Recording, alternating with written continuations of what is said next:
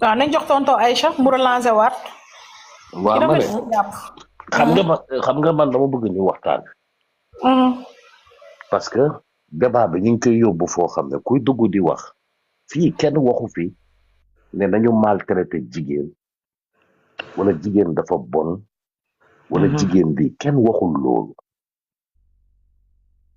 kenn waxu fi loolu dañoo nekk di wax ci benn débat bi mooy waa ji nax na ndaw si ba takk ko yaa ngi leen may dégg kumbis ma ne leen naxaate boobu jigéen ñi dañ doom ndax góor ñi te di nga am na ko dugg léegi wax benn wax bu dangereux kumbis yaa ngi Sénégal demal nga laaj tribunal bu Sénégal def nañu challenge bi ba teg ko 90% divorce yépp ay jigéen yuy ñaan divorce la man de sama bopp xarit yi ma am yépp ñun ñooy jël ku góor ki xoj ko ne ko bul ko may baat seen jabar yi 1-2 mu ne may ma sama baat ma dellu suñu kër kon buñ ma waxee tey ne ma sénégalais yi ñoo dàq sëy ci àdduna bi man je suis pas d'accord divorce bi am Sénégal naa la tontu dégg nga may ma divorce yi am Sénégal billahi wallahi tallahi gisuma ko ci beneen dëkk man gisuma ko ndax Sénégal pour nga gisaat léegi jigéen bu sëy 20 ans dañ ko war a woo Sénégal ñu décorer ko la nouvelle génération de 2000 c'est très rare waxuma ne amul nag sama je pèse bien mes mots c'est très rare nga gis ku am mariage 10 ans boo déggee mariage 10 ans bi mooy 3 fois sëy na ci wala 4 fois sëy na ci et ça cause un problème di nga ku bëgg a ñaawloo suñu yaay ñu doom sëyee wala suñu joy yow yaa ñaaw mais suñu yaay yi ak suñu papa yi dañ doom sëy ci sutura sëy ci jàmm ba ñun ñu mën see juddu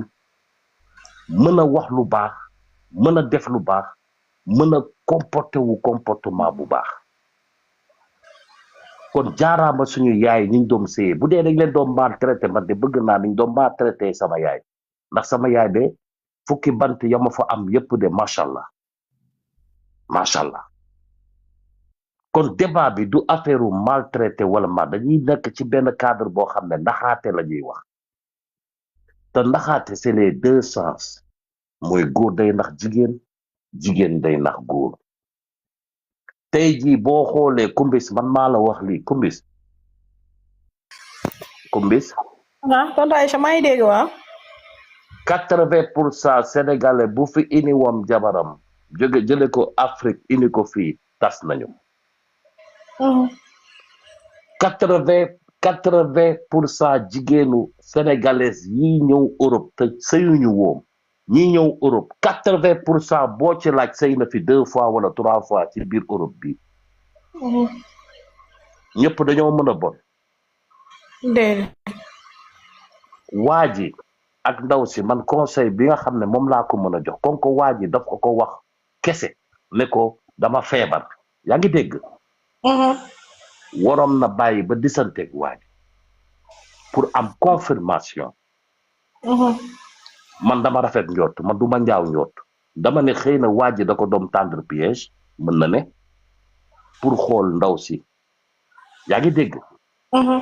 man loolu man sama gis-gis ci côté boobu foofu mais naxaate bi moom c'est dans les deux sens te nag dinaa leen wax tamit benn wax boo xam ne moom lay terminer jigéen bu foone ci alxuraan def nañ ci ne da nga war a jël jëkkër def ko morom wala rivalante ak jëkkër wallahi billahi sa premier guddi bàmmeel danga ko rëcc ndax li fi yàlla wax yonente bi wax ko mi ngi fii teg ku ko bëgg a jàng ko te jigéen bu mu neex demal nga jàng suratul baqara di nga comprendre lu bëri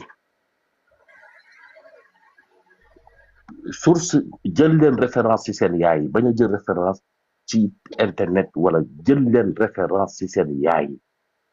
mënu leen màgg bëgg ne seen yaay ñi doom sëyee moo bon yeneen sëy bu bees moo war a baax ku ko ci def perte nga maa ngi jégalu maa ngi déglu. une minute si benn lu mu wax nii. benn bi dafa wax si affaire divorce Sénégal 80%. loolu benn la. ñaareel bi mu wax suñuy maam exemple suñuy yaay ñun bu njëkk ma nu ñu doon sëyee muy benn. ñetteel bi mu ne yenante bi li mu wax si jigéen bu déggalul jëkkëram. d'abord man question bu may njëkk a posé mooy 80% yooyu nekk Sénégal lan mooy motif tas yi d'abord motif bi la motif c'est quoi. jigéen soo ko yoree ni la yàlla santaane nga yor ko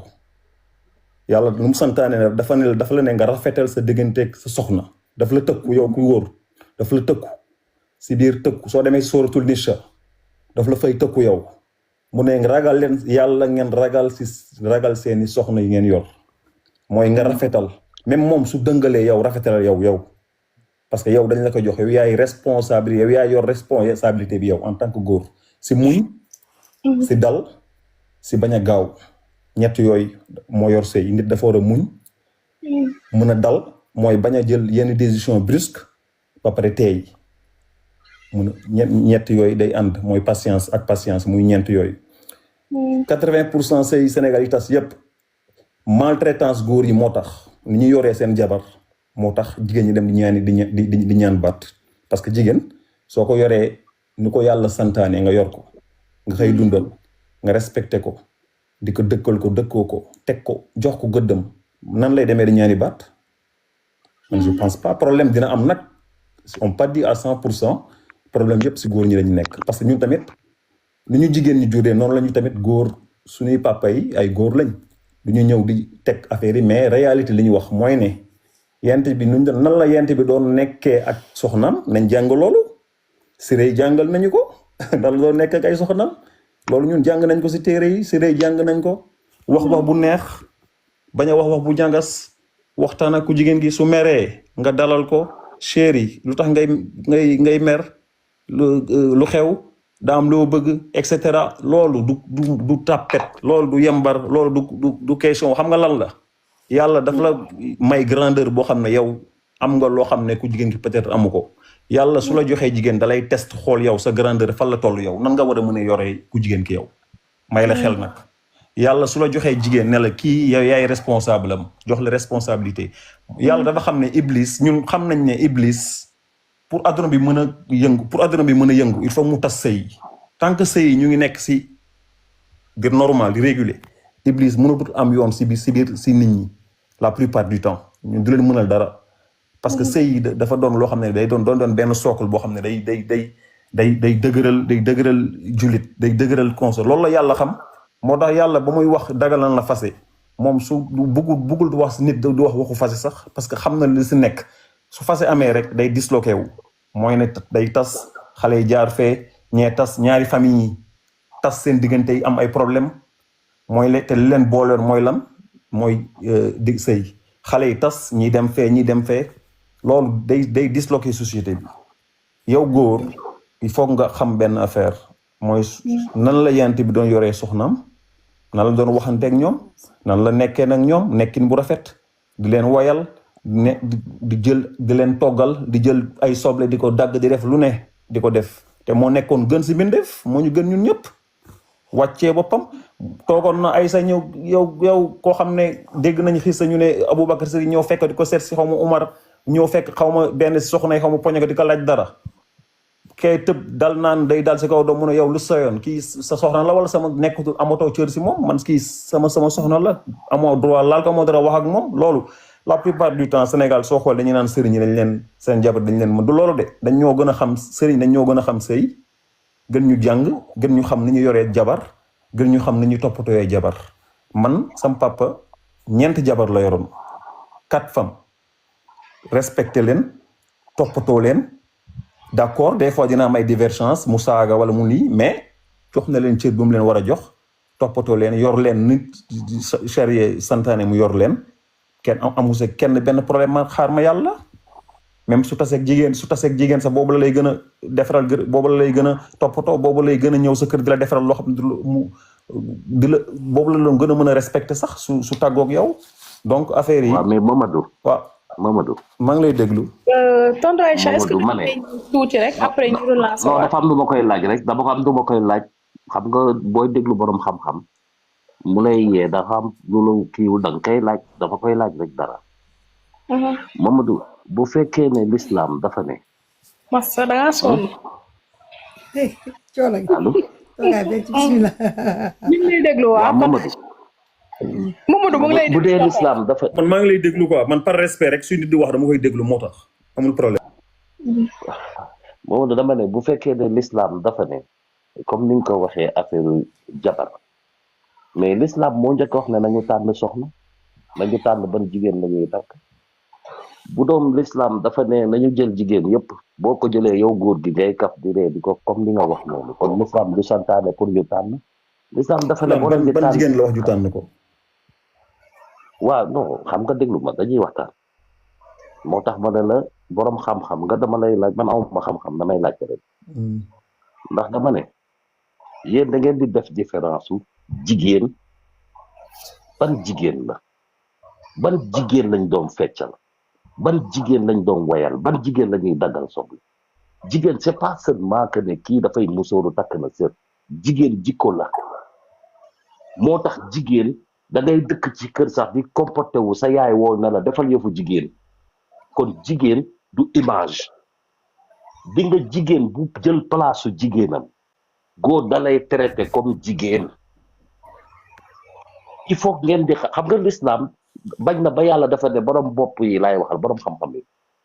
bu dee dañuy lire rek traduire dañuy réer jigéen bañ ne boo leen di ut bu leen ut jabar ut leen soxna léegi nag il faut jigéen ñi xam kan mooy soxna c'est pas notre rôle de savoir ki kan mooy soxna jigéen moo war a xool lan mooy toogaayu soxna ak lan mooy toogaayu jigéen. waaw man dama la bëgg laaj benn affaire grand nga bal ma léegi yow comme jigéen nañ koy tànn est-ce que jëkkër duñ ko tànn pour yow. non mais attends man xam nga da nga doon wax ci cadre jigéen. non dama la yow dama posé question retourné ma dama laaj après di ko tontu xaaral ma ñëw dama laaj question ba pare di ko tontu. mais question bi ma lay répondre xam naa ko. waaw léegi yow da nga ne jigéen dañ ko war a tànn jigéen di tànnee est-ce que jëkkër dañ ko war a tànn wala war ñu ko tànn. mais bien sûr. voilà ni góor di tànnee jigéen noonu la jigéen di tànnee góor. exactement. yaa may dégg ba pare nañu def attention di nga yonent bi la di nga yonent bi foofu la borom xam-xam yu bëri réeree. yonent bi sallallahu alayhi wa sallam yàlla daf ñu ko wàcceel mu indil ñu civilisation ba pare doom ñu wan. mais c'est pas que ne bit bi lan la lu tax yonent bi doon ñu doon bit bi pour lan la. mais wax naa la ko. voilà xam nga yonent bi dañ ko war a roy. wax naa la ko ma ñëw yonent bi dañ ko war a roy mooy lan mooy dañ ko war a roy si jikkoom yi mu doon jàngale. léegi yonent bi jàngale na si ay jikkoom mooy ne man képp ku gën si soxnaam si njabootam moo gën si yéen man maa gën si samay soxna maa gën si sama njaboot moo tax maa gën si àdduna loolu moo ñu ko wax. waa léegi ñu may ñee ñoom tamit yaa rasul nga relancé waat tuuti rek joxe waat sa contribution après ñu kiyaat maanaam nga waxaat comme que waaye yéen may dégg comme que mi ngi guddi léegi nañu bàyyi parce que am na ñoo xam tamit yàgg nañ ci kaw ñu ngi déglu boobu ba tey ñu may la ñoom tamit ñu sànni ci seen di parole comme ça ñu xool ñu xool que kii wax yëpp ba après fa lay terminer comme ça ki nga xam ne moom moo dund bi te mi ngi toog ci suuf mi ngi déglu gis naa ko mi ngi commentaire comme ça léegi moom mu xam après au fond fan lay mujje est-ce que day obligé toog comme que jëkkëram nax na ko ba takk ko day obligé toog ci sëy bi pour toujours ou dafay ñaan baat pour amaat beneen jëkkër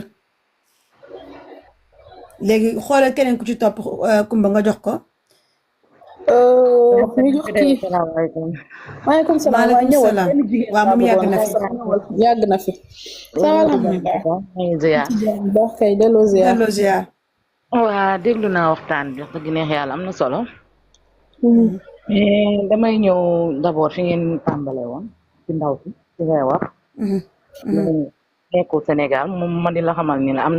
am na fii pour dem Sénégal pause café rek dañ lay wàccee parce que sinon day wàcce live bi koo yéen xam ñiy ne dem pause café. xam naa ko sama xarit benn bakkan la mu dund ko dund ko ñëpp sax ba ci ma lay waxee nii moom mu ngi ci diggante dund ak dee yàlla rek a yor bakkan jëkkëram takk ko dañ koy takk signalé wu ko benn yoon benn maladie ci moom wax ko dara ñu takk ko wàllu ko feebar alhamdulilah rabbil alamin wallahi azim abandonné ko nii te mi ngi Sénégal gii da ko wàll lan da ko wàll feebar la ko wàll ba pare abandonné ko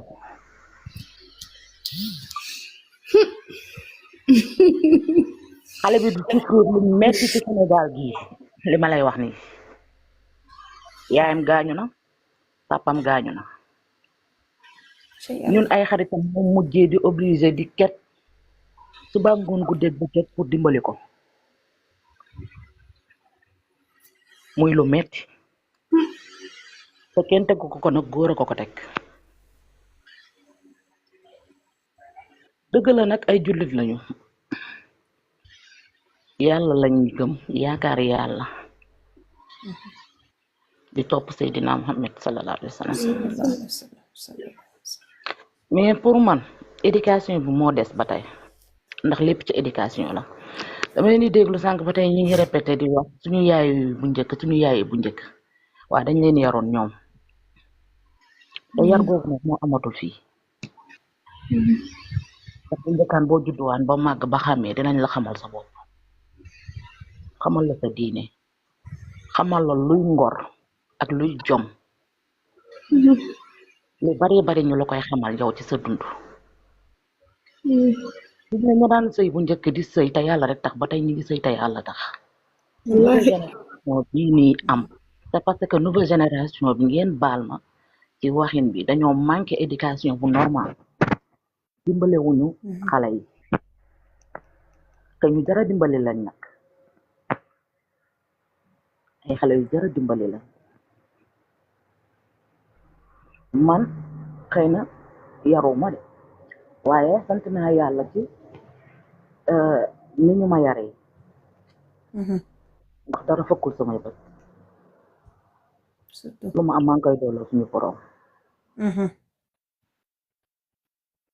kon sant yàlla ngor fam daan ne ba tey ma nga fa tamit dëgg fam daan ne ba tey ma nga fa ni dañuy sëyam ni te yàlla rek tax te dërëm du la ca fekk dërëm du la ca topp kenn du la ci jàppale ngay toog di muñ jigéen mi ngi koy muñ fii Sénégal gi billahi man sama jëkkër bi may takk joxuma dara du may gu njëkk du dara lu weesuma lu may sama can wallahi azim te dama toog di sëy si sëy bi te yàlla rek tax xool ma lu ma defal ak lu ma defalul sama yoon nekku ci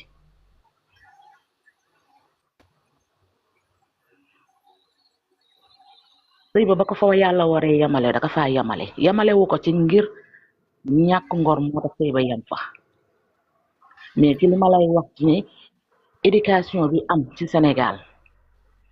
boo toogee jàpp sa ñàmbur amoo dara ci sa sëy sax yow toog di muñ te yàlla rek tax sax duñ la ci bàyyi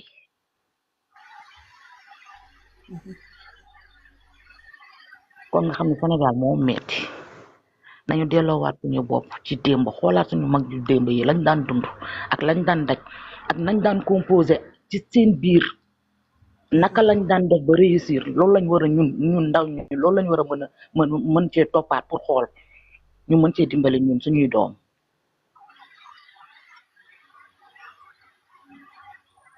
su retaarul nag